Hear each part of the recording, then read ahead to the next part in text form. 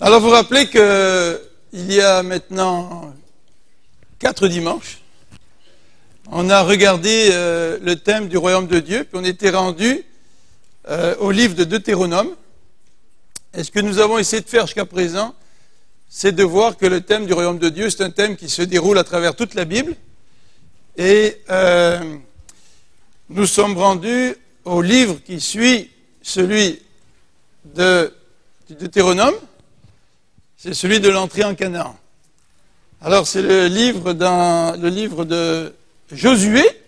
On va regarder ensemble le livre de Josué et voir de façon très très résumée comment ce livre nous parle du royaume de Dieu. Donc on va regarder dans Josué.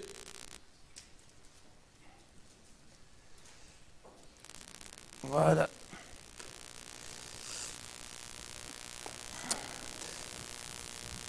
Alors, dans le cadre de notre petit survol sur le thème du royaume de Dieu, on a souligné que, après la chute, Dieu veut se reconstituer un royaume. Vous vous rappelez? Et les promesses qu'il a faites à Abraham, ce sont des promesses qui ont été communiquées en utilisant un vocabulaire en rapport avec le royaume. Tu seras père d'une multitude de nations, tu auras un pays, etc. Et on a vu que c'est Dieu qui agit pour se constituer un royaume. C'est Dieu qui permet que le peuple soit esclave en Égypte. C'est Dieu qui sort le peuple d'Égypte. C'est Dieu qui, par des actes de salut, est en train de se constituer un royaume. Et à travers toute l'histoire, ce que nous voyons, c'est que nous ne pouvons pas, nous, bâtir un royaume pour Dieu. Ça ne marche pas, ça. C'est Dieu qui se bâtit un royaume. Et Dieu le démontre de différentes façons. Une des façons utilisées par Dieu, c'était de faire en sorte que le peuple reste 400 ans et plus en Égypte. Et c'est lui qui les a sortis d'Égypte. Si on peut parler de royaume de Dieu aujourd'hui, c'est parce que Dieu fait quelque chose. C'est lui qui construit son royaume. Et on a parlé des actes salvateurs, c'est-à-dire que Dieu pose des actes de salut, et en sauvant son peuple, il ne fait pas juste que le sauver, il le sauve pour que son peuple devienne son peuple. C'est-à-dire, Dieu sauve son peuple, Dieu pose des actes de salut parce qu'il se construit un royaume. Et c'est un petit peu la même chose aujourd'hui. Dieu nous sauve aujourd'hui, il a posé des actes de salut pour chacun d'entre nous, à travers Jésus-Christ. Pourquoi? Pas juste pour nous sauver puis qu'on ait la vie éternelle, mais c'est pour que cette vie éternelle soit vécue dans le cadre du royaume. Alors le thème du royaume de Dieu est un thème qui englobe plus que le salut individuel. Et souvent nous percevons le salut de Dieu comme quelque chose d'individuel. Dieu m'a sauvé, ma relation avec moi et Dieu. Et on a du mal à concevoir le plan de Dieu qui consiste à se bâtir un royaume. En fait, si nous devenons chrétiens aujourd'hui, nous faisons partie du royaume de Dieu. Nous avons un roi qui règne sur nous, et nous sommes ses sujets, et nous faisons partie d'un royaume. Alors, comme on a déjà remarqué, c'est une idée qui nous dépasse aujourd'hui, même si on a une reine, hein, ça nous dépasse. Et le concept royal est un concept un petit peu vieillot pour certains, en tout cas. Peut-être pas tous au Canada, mais pour nous au Québec, peut-être plus qu'au reste du Canada. Alors voilà, Dieu pose des actes de salut pour se constituer un royaume. Et nous faisons partie de ce royaume. Alors quand on arrive à Josué, eh bien, le livre de Josué va dans la même direction. Alors, est-ce que ça marche? On va voir. Ça n'a pas l'air de marcher bien fort. Ah, ça a marché. Ah ben là, ça va trop vite. Acte de salut. Là, je ne sais pas si ça marche ou si c'est Sylvie qui l'appuie. Okay. Dans sa grande générosité, Sylvie a pitié de moi quand ça ne marche pas, alors des fois, elle appuie. Ok, donc, dans le livre de Josué, si on tourne dans le livre de Josué, nous voyons plusieurs actions de Dieu. En fait, c'est encore Dieu qui agit. Même si le livre porte le nom de Josué, c'est un peu comme le livre des Actes des Apôtres. c'est pas tellement les actes des apôtres, c'est les actes du Saint-Esprit au travers des apôtres. C'est le Saint-Esprit qui provoque la croissance de l'Église. C'est pas une vision, c'est pas une méthode, c'est le Saint-Esprit. Hein, c'est Dieu qui agit. Et dans le livre de Josué, c'est un petit peu la même chose. Dès le début du livre de Josué, Josué succède à Moïse. Puis vous vous rappelez un petit peu la réaction de Josué alors que Moïse est mort? Comment il se sent, Moïse? Josué, comment il se sent? Alors qu'il doit succéder à Moïse. Comment? Pas mal, oui. Il s'est un peu dépassé. Et puis, Dieu lui fait des promesses. Il lui dit au verset 3, « Tout lieu que foulera la plante de votre pied, je le donne, comme je l'ai dit à Moïse. » Donc, vous voyez, c'est encore la continuité des promesses. Dieu a fait des promesses à Abraham. Ces promesses se réalisent petit à petit, notamment au travers de Joseph, la période en Égypte, la sortie d'Égypte. Puis Dieu continue à faire des promesses à Moïse. « Je te donnerai un pays, oui, je l'ai dit à Abraham, je vais le faire. » Mais comme Moïse ne peut pas rentrer dans le pays promis, vous vous rappelez, parce qu'il avait été désobéissant, Dieu répète à Josué, il dit, oui, je vais te donner le pays, comme je l'ai promis à Moïse. Donc la volonté de Dieu, le plan de Dieu, il continue, il avance. Tu sais. Moïse meurt, le grand Moïse, hein, il meurt, mais le plan de Dieu, il ne change pas.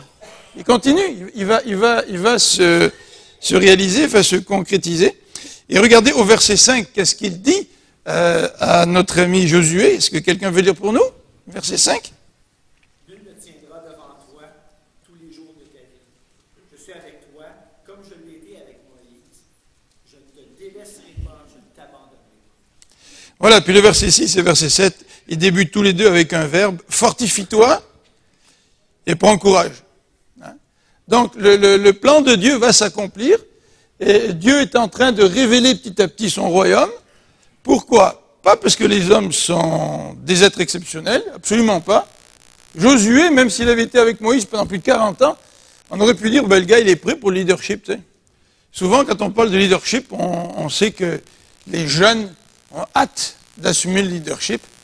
Et je me rappelle, avant que Jacques Chirac ne devienne le président de la République, avant Sarkozy, on disait que Jacques Chirac, c'était un jeune loup aux dents longues. Tu sais. C'est-à-dire que souvent, les jeunes politiciens, ils ont hâte de voir la génération qui dirige partir, parce qu'eux veulent prendre la place. Puis on aurait pensé que Josué aurait pu vivre le même sentiment. Tu sais, pendant 40 ans, il a suivi Moïse, il était avec Moïse, il est monté sur la montagne avec Moïse, même s'il n'est pas monté jusqu'en haut. Tu sais. Puis on pourrait se dire que Josué, il a pas mal d'expérience, 40 ans. Il a même vu les bons coups de Moïse, il a même vu les mauvais coups de Moïse. Tu sais. Alors maintenant, Josué peut se dire, moi je suis prêt là. Puis là, on va rentrer en Canaan, puis avec mon leadership, là, on va avoir de grandes choses. C'est fantastique, là. Un beau discours. Mais c'est pas ça le discours de Josué. Il faut que Dieu lui dise, écoute Josué, là, je t'ai fait une promesse à Moïse, je te la répète. Je serai avec toi aussi. Et fortifie-toi. Alors on voit que Dieu utilise des hommes qui ont besoin de courage. On voit que Dieu utilise des hommes pour que son royaume s'accomplisse. Alors vous connaissez tous le verset 7 qui nous dit « Ne te détourne pas de la loi, hein, ni à gauche ni à droite, afin de réussir dans tout ce que tu entreprendras. » Vous voyez le lien entre la réussite et la fidélité à la loi de Dieu. La réussite dans la vie est associée à la manière dont nous respectons la parole de Dieu. Et puis le verset 8 nous dit que le livre de la loi ne s'éloigne point de ta bouche, médite-le jour et nuit. Ça c'est intéressant. Hein. Il dit qu'il ne s'éloigne point de ta bouche. On aurait pu dire que le livre de la loi ne s'éloigne pas de ta pensée ou de ton cœur. Maintenant, il dit ta bouche. Hein. Pourquoi? Parce que quand tu médites, vous savez que le mot méditer en hébreu, c'est un petit peu comme la personne âgée qui est là et qui marmonne. Tu sais. Elle se parle. Tu sais. Puis là, tu t'approches, tu dis, qu'est-ce que tu dis là, tu sais? La personne, elle se parle. Tu sais. Et dans les psaumes, on a cette même idée de méditation où le psalmiste se parle. Il dit, hey, mon âme, là, regarde ce que Dieu a fait pour toi, là. Tu sais, il y a un discours intérieur. Et puis, évidemment, cette parole, si on agit fidèlement, surtout quand tu es leader, ben, il faut que tu expliques pourquoi tu agis de telle et telle manière.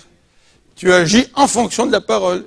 Puis tu vas expliquer pourquoi tu agis de telle et telle manière. Donc, que ce livre de la loi ne s'éloigne point de ta bouche. Et ça, c'est intéressant. Il y a une proclamation de l'importance accordée à la parole de Dieu. C'est pas juste une vie spirituelle intérieure.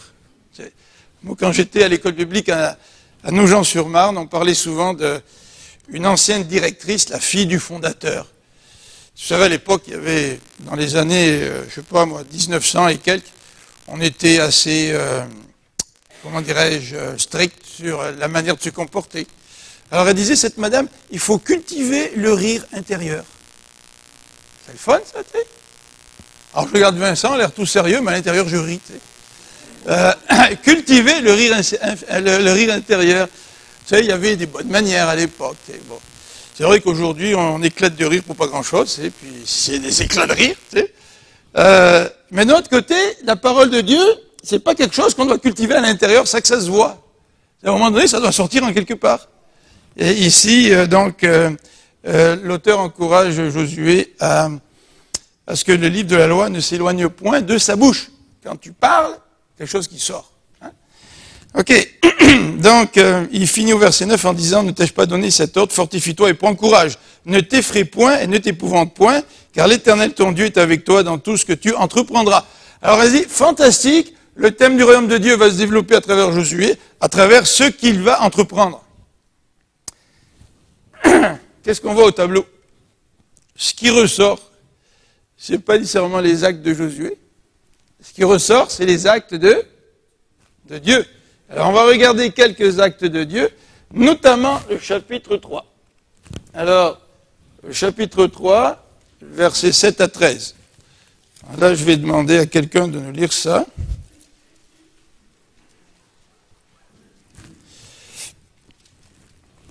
Est-ce que quelqu'un veut nous lire ça? Josué, chapitre 3, 7 à 13. Ouais, allez-y, hein. Celui qui veut, là. Vas-y, tiens, on va être galant, on va laisser... L'Éternel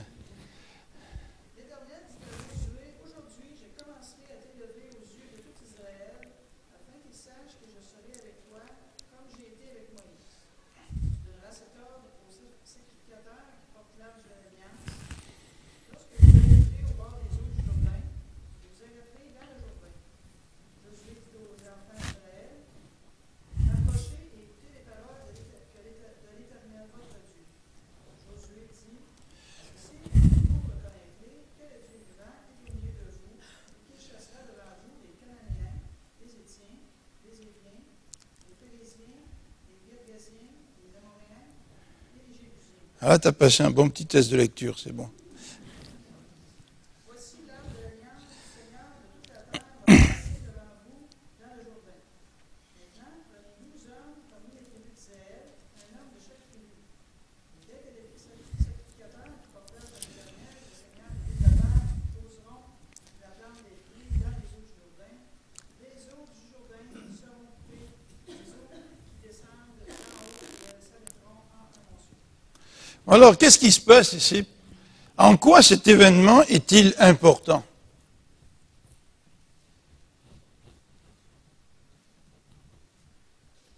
Oui, ma femme. Vous savez que ce matin, là, j'ai dit à ma femme qu'elle elle m'a fourni une belle illustration pour la prédication de ce matin. En fait, 3 illustrations. Tu sais. C'est vrai, elle est un exemple extraordinaire. Mais je vous dirai ça au cours de la prédication. En fait, ce ne sera même pas la prédication de ce matin, ça va être la prédication une autre fois. Vous savez qu'on est rendu dans le texte qui parle du rapport entre les maris et les femmes. Hein? Ah, Roselyne rigole, je ne sais pas ce qu'elle a en tête. Là. En tout cas, vas-y, Marie-France.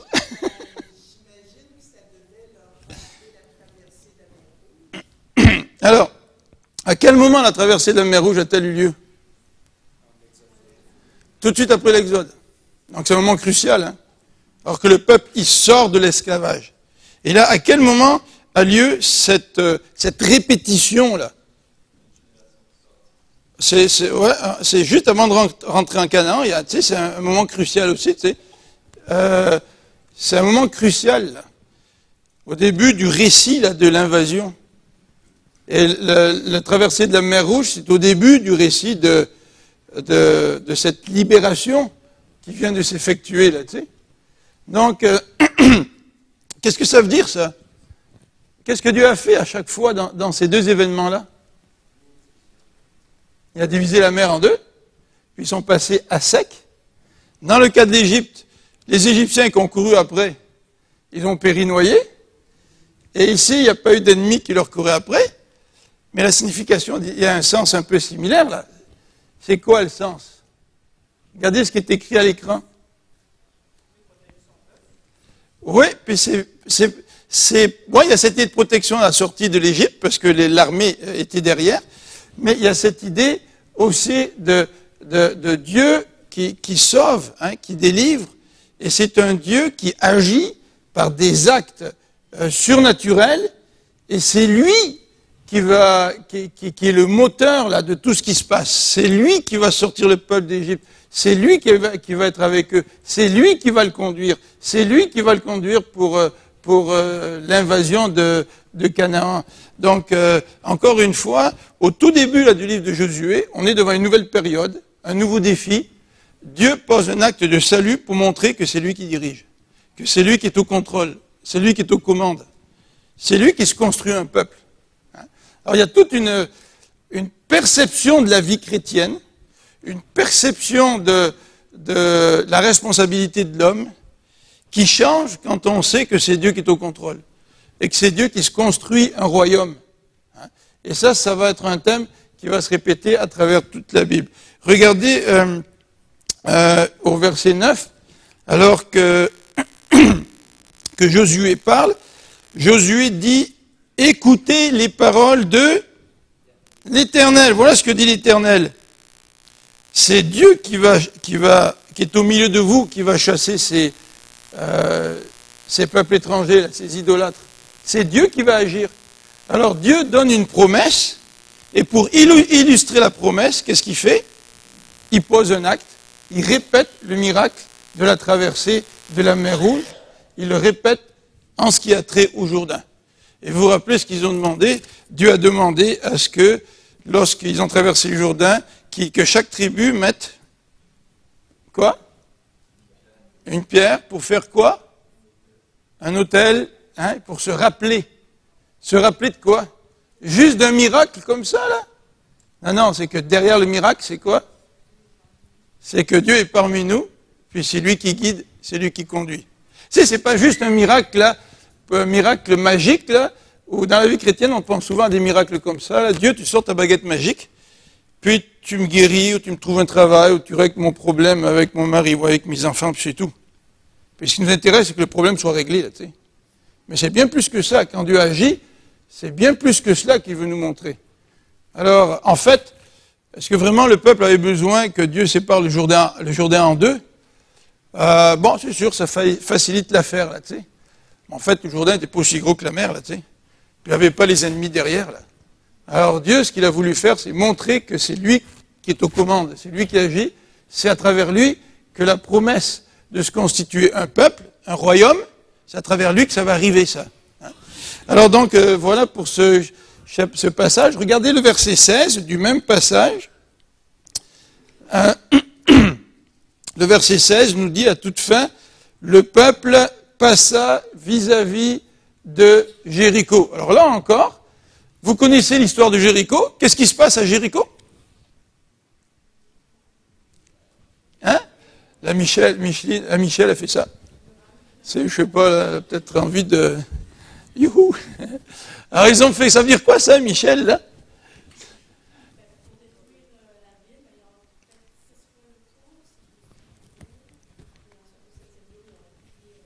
Oui, alors, ce qui est intéressant, ce que tu dis, c'est tout à fait vrai. Pour introduire un peu ce que Michel dit, regardez au chapitre 5, verset 13. Est-ce que quelqu'un peut nous lire ces quelques versets? Josué 5, verset 13.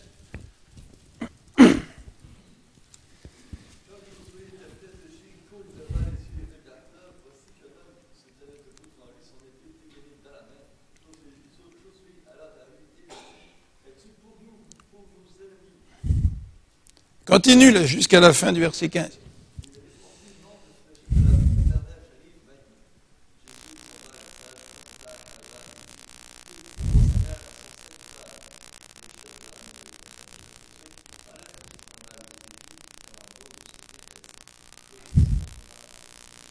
C'est juste après qu'on a le récit de la prise de Jéricho, puis de la balade là qu'ils ont fait autour de Jéricho. Alors c'est intéressant parce que qu'est-ce qu'on voit là? On voit que Josué, il est devant un... Devant quoi? On va jouer au pendu, d'accord? C'est un mot en 4 lettres. Non, il est devant quoi? Devant quoi, Josué? Hein? Ouais, déjà l'ange de l'Éternel, mais avant que l'ange apparaisse, c'est quoi sa situation? Quelle est sa situation? Il y a un ennemi, donc c'est un défi. Ah, c'est bon ça. C'est René qui l'a dit? T'aimes pas ça être pendu quand tu joues au pendu? Il n'aime pas ça. Donc c'est un défi, hein? C'est un gros défi là. Parce qu'ils viennent de passer le Jourdain, c'est sûr que Dieu les a encouragés là. Et Josué, probablement qu'il il était près de Jéricho, puis se posait la question, comment je vais relever ce défi-là? Je ne sais pas si vous avez déjà vécu ce genre de situation, vous êtes devant un défi, puis vous vous posez la question, comment est-ce que je vais le relever ce défi-là? Et puis le texte nous dit qu'il voit un homme debout avec une épée. Alors, dans la façon de penser de Josué, à quoi pensait-il Josué? Il voit un homme avec une épée. Si vous étiez à sa place, bon, est-ce que c'est un ennemi? Alors, donc, si je vois un gars avec une épée devant moi, je vais lui poser une question, là. Pourquoi il lui a posé une question? Et il veut l'identifier, tu sais. Si c'est un ennemi, il va peut-être falloir qu'il se batte. Si c'est un ennemi, ben, il va falloir qu'il l'identifie, tu sais. Alors, donc Josué, il est vraiment centré sur la situation qui va arriver, tu sais. Là, il se pose une question, il dit, est-ce que c'est un ennemi? Alors, qu'est-ce qu'il lui répond, cet homme-là? Ou cet homme-là, qu'est-ce qu'il lui dit? Je suis le chef de l'armée de l'Éternel. Ah ben ça, c'est génial. Si vous étiez à la place de Josué, qu'est-ce que vous auriez dit après avoir entendu le chef de l'armée de l'Éternel s'identifier? Et en lui disant, il lui dit simplement, je suis le chef de l'armée de l'Éternel, j'arrive maintenant. C'est bon ça, hein? Vous avez certainement entendu parler de situations où des gars étaient encerclés, là, puis ils ont appelé les renforts, puis les renforts n'arrivent pas, tu sais. Puis là, ils se font attaquer, puis il a dit, on va craquer, tu sais. Puis quand ils téléphonent pour avoir des renforts, les autres leur disent, il faut tenir coûte que coûte, tu sais. Mais là, quand les renforts arrivent, c'est intéressant, hein. Alors là, le chef de l'armée de l'Éternel arrive, tu sais. Ils n'ont même pas été encerclés, ils n'avaient même pas encore commencé la bataille. Le chef de l'Éternel arrive. Alors comment on réagirait, nous? Comment? J'ai pas entendu. Ouais, c'est tout un message, là. Hein? Alors, comment vous réagiriez, vous? Vous êtes dans la situation de Josué. Vous serez soulagé, d'accord? Et puis? Ouais, c'est ça. Mais là, vous avez un défi devant vous, n'est-ce pas? Alors, comment réagiriez-vous? Ah bon, alors, bon, ben t'es là, c'est fantastique, c'est bon, là, je suis bien content. Mais qu'est-ce qu'on fait maintenant, tu sais? Alors, vous êtes à la place de Josué. Vous êtes qui? Vous êtes le chef du peuple. Ouais. C'est vous qui devez donner des ordres au peuple. Ouais. Alors, si vous étiez à la place de Josué, si j'étais à la place de Josué, ben, je me tournerais vers le chef de l'armée éternelle en disant, ben, je suis bien content, là, tu sais, ok, je t'adore, là, c'est bon, mais j'ai quelque chose à te demander, là. C'est quoi le plan? Pas ça que vous l'aurez demandé? Après l'avoir adoré, là, c'est quoi le plan? Il y en a entre parenthèses qui pensent que c'est Jésus qui est apparu à Josué parce qu'il n'a pas refusé son adoration, tu sais. Alors, c'est quoi le plan? Quel est le plan? Qu'est-ce qu'on va faire? Alors, Josué s'attend à un plan fantastique, c'est de la part du chef de l'armée de l'Éternel, il n'est pas le chef pour rien. Puis, qu'est-ce que le chef lui dit? Enlève tes chaussures. Pourquoi? Qu'est-ce que ça veut dire, ça? Enlève tes chaussures, car le lieu sur lequel tu te trouvais saint. Comment? Tu es sur le territoire de l'Éternel, oui. Qu'est-ce que ça veut dire aussi? Comment? Oui. Qu'est-ce que ça veut dire aussi?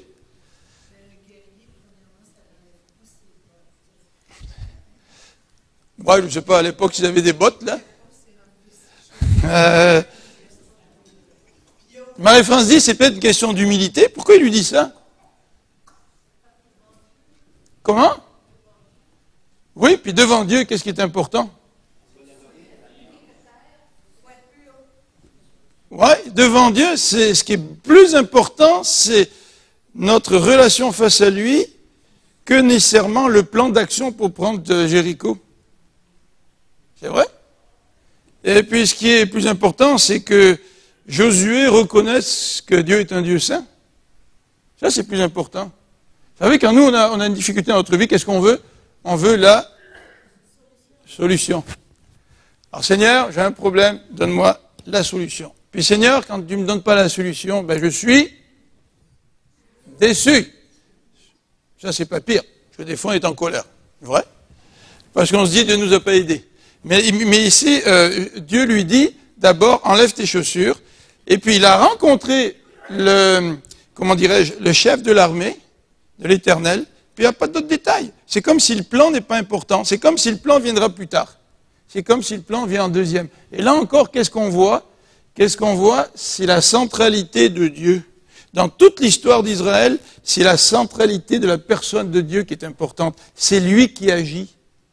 Et il va agir dans la mesure où nous, on reconnaît que c'est lui qui agit. C'est lui qui se construit un peuple. C'est lui qui se construit un royaume. Et ce qui est important, c'est pas nous qui devons avoir des plans pour construire le royaume de Dieu. Ce qui est important, d'abord, Dieu n'est pas contre les plans, je pense pas, mais c'est pas ça qui vient en premier. Ce qui vient en premier, c'est de reconnaître que c'est lui qui agit, que c'est lui qui fait arriver son plan. Alors, vous avez au chapitre 21, ça c'est intéressant parce que on est au début du livre de Josué. Si on tourne au chapitre 21 de Josué, chapitre 21, on n'aura pas le temps de le lire ce matin, mais, peut-être oui, le verset 43 à 45. Est-ce que quelqu'un veut lire Josué 21, verset 43 à 45? Oui, Linda.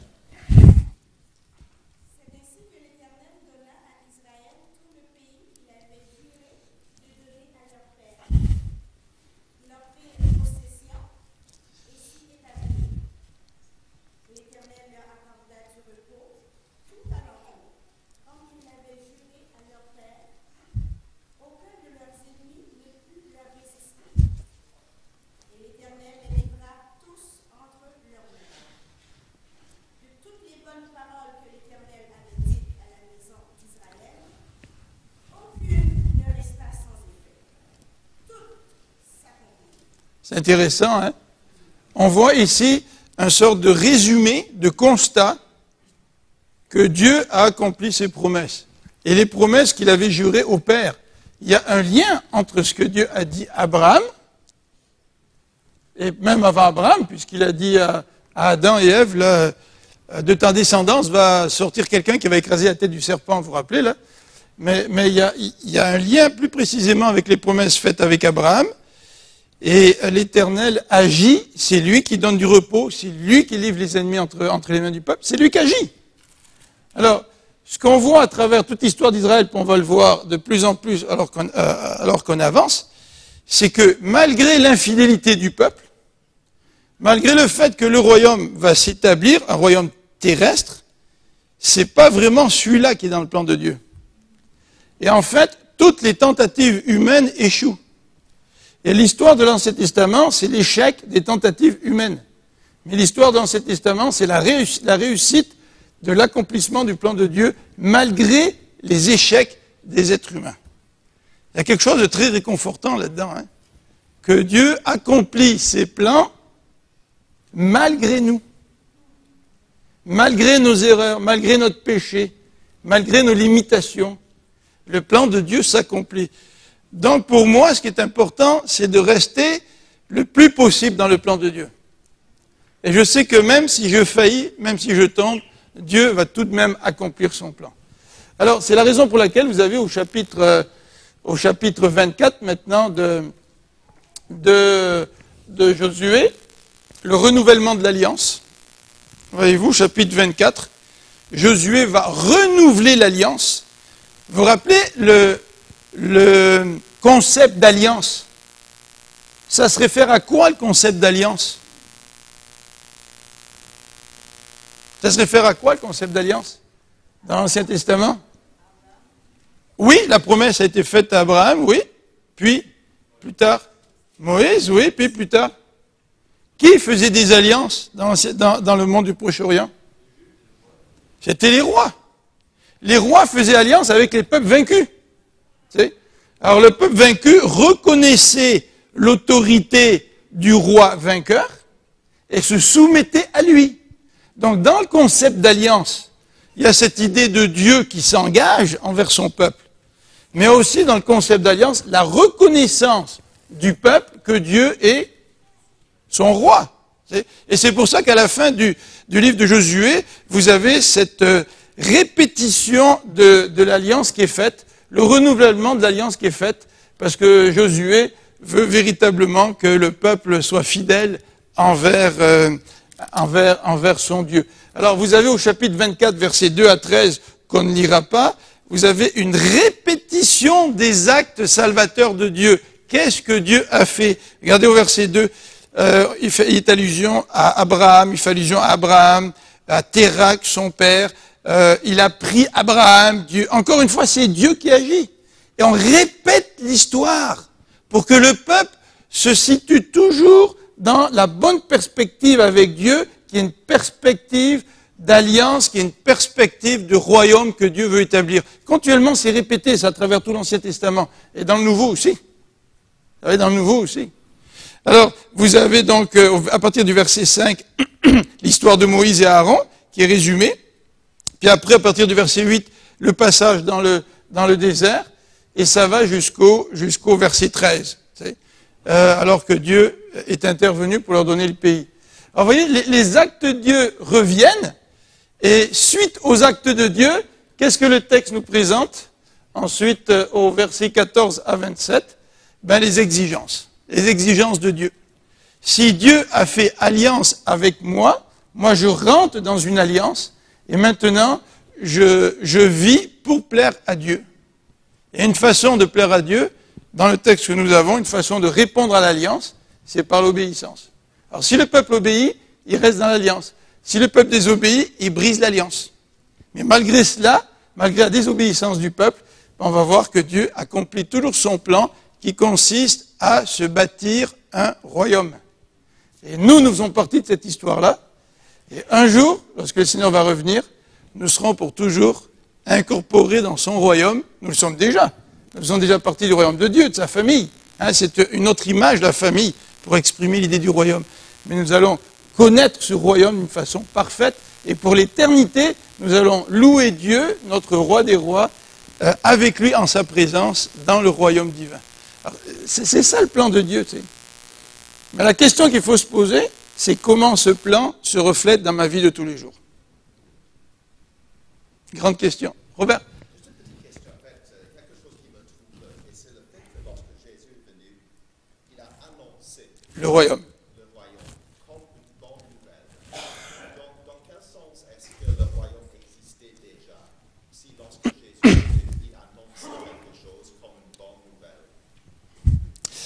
C'est sûr que la préparation de la nouvelle alliance, la préparation de l'entrée dans le royaume comme il s'effectue dans la nouvelle alliance à travers Jésus-Christ, n'était pas une réalité dans l'ancien. Donc dans l'ancien, il y a une révélation progressive du plan de Dieu. Dieu qui veut se constituer un royaume, ça se révèle de façon progressive et on voit dans l'ancien l'échec de l'homme dans cette tentative de se constituer un royaume, parce que vous vous rappelez, dans le Deutéronome, il est dit que Dieu avait choisi le peuple d'Israël, pas parce qu'il était le plus grand. En fait, les grandes civilisations de l'époque, c'était l'Égypte et la Mésopotamie. Donc un petit peuple de rien du tout, là, une couple de millions de personnes, là, en Palestine, un endroit relativement sec. Tu sais. C'était pas le pays où coulait le Nil, et puis le Tigre et l'Euphrate, source de richesse incroyable. Hein. Donc c'était pas un pays au sein duquel se trouvait la source de la civilisation. C'était un petit pays. Mais Dieu voulait le prendre, ce petit pays, pour que ce pays-là soit un témoin autour d'eux. Puis ils ont raté leur coup, le peuple de Dieu. Ils ont raté leur coup. Donc dans ce sens-là, ils attendaient la venue du royaume aussi, puis ils attendaient la venue du Messie, puis ils attendaient la délivrance des Romains. Donc le concept de royaume, c'était quelque chose auquel ils étaient très sensibles, le peuple juif. Alors quand Jésus dit « Repentez-vous car le royaume de Dieu est proche », hey, ça touche une fibre, ça. En tout cas, on pourrait répondre beaucoup plus, là. Merci Robert. On va prier, oui, après ça on va prier Josué.